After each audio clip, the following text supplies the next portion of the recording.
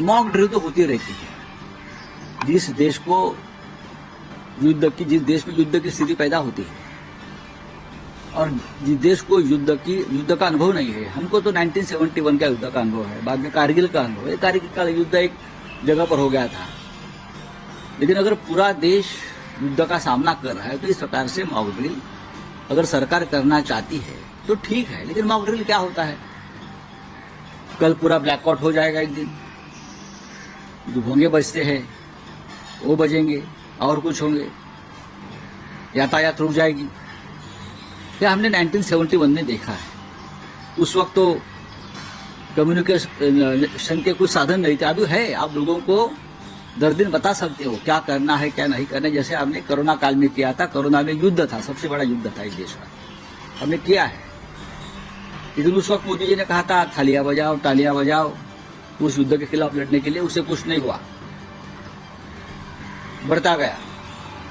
अभी असली युद्ध है। अब सिर्फ मोदी जी की 56 इंच का सेना नहीं दिखेगा, तो देश का दिखेगा,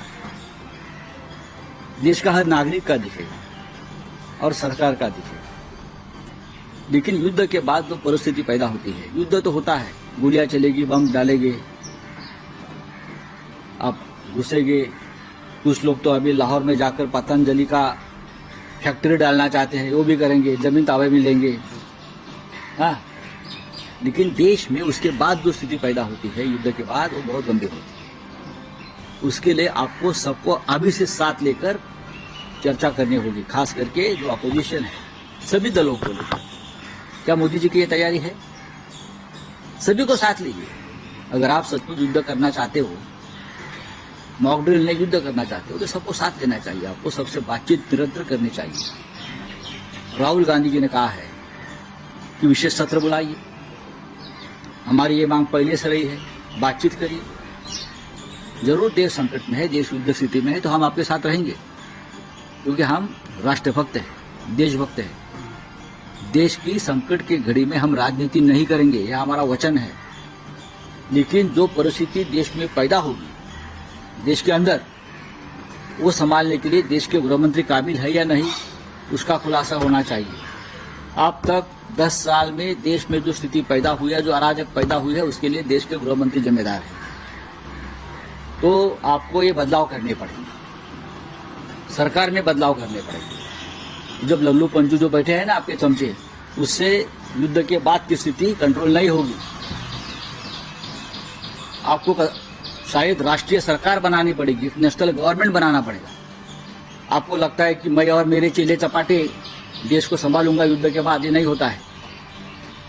एक नेशनल गवर्नमेंट बनानी पड़ेगी युद्ध के बाद, उस समय, और सबको साथ लेकर युद्ध स्थिति का सामना करना पड़ेगा।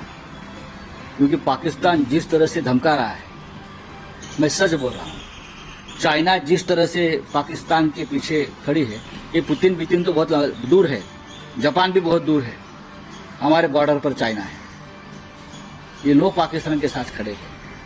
चाइना हमारा दुश्मन है, दो दुश्मन एक साथ आ रहे हैं। तो ये स्थिति को संभालने के लिए प्रधानमंत्री को भाजपा की सरकार नहीं चलानी है, देश की सरकार चलानी है। और इसलिए उनको सरकार में बदलाव भी करने पड़ेंगे। जो कमजोर लोग हैं, गृहमंत्री जैसे, जो कारस्तानी लोग हैं, उनको हटाना पड़ेगा। और शायद एक नेशनल गवर्नमेंट बनानी पड़ेगी, नेशनल गवर्नमेंट, आई रिपीट। अगर जिस तरह से आप माहौल बनाया है युद्ध का, तो आपको एक नेशनल गवर्नमेंट बनानी पड़ेगी। कि आप जानकर लीजिए, वो अलग तरह की मीटिंग, वो सीबीआई चीफ को चुनना है। चुना क्या, नहीं चुना। आप विपक्ष की बात नहीं मानते हो, पेंडिंग रखते हो सब बातें। बात में युद्ध की कर रहा हूं, और युद्ध के बाद जब होती है तो गंभीरता से करनी चाहिए। युद्ध के बाद की स्थिति का भी सामना कैसा हम कर सकते हैं, उस बारे में चर्चा होनी चाहिए। लेकिन ये नहीं हो रही है। बस युद्ध करना है और चुनाव जीतना है, यही उनका 1 पॉइंट एजेंडा है। तो मैं पहले दिन से क्या बोल रहा हूं, गृह मंत्री अमित शाह का इस्तीफा होना चाहिए।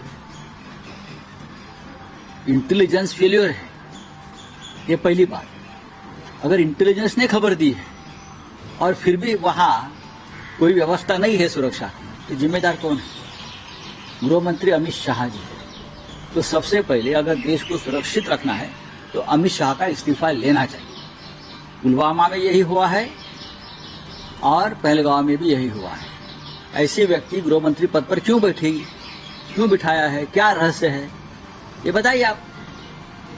बात इंटेलिजेंस फेल्यूर की भी है और बात इंटेलिजेंस ने खबर देने के बाद भी कुछ नहीं किया है गृह मंत्रालय ने, तो Amit Shah total failure home minister. ऐसे व्यक्ति को देश के गृह मंत्री पद पर रखना, इंटरनल सिक्योरिटी ऐसे व्यक्ति के हाथ में रहना देश के लिए ज्यादा खतरे की घंटी बजाने वाली बात। हमारे न्यूज चैनल्स को सब्सक्राइब करें, लाइक करें, कमेंट्स करें, शेयर करें और घंटी का बटन प्रेस करें ताकि आने वाली हर वीडियो और अपडेट्स की नोटिफिकेशन आप सभी को मिलती रहे। जय हिंद, जय महाराष्ट्र।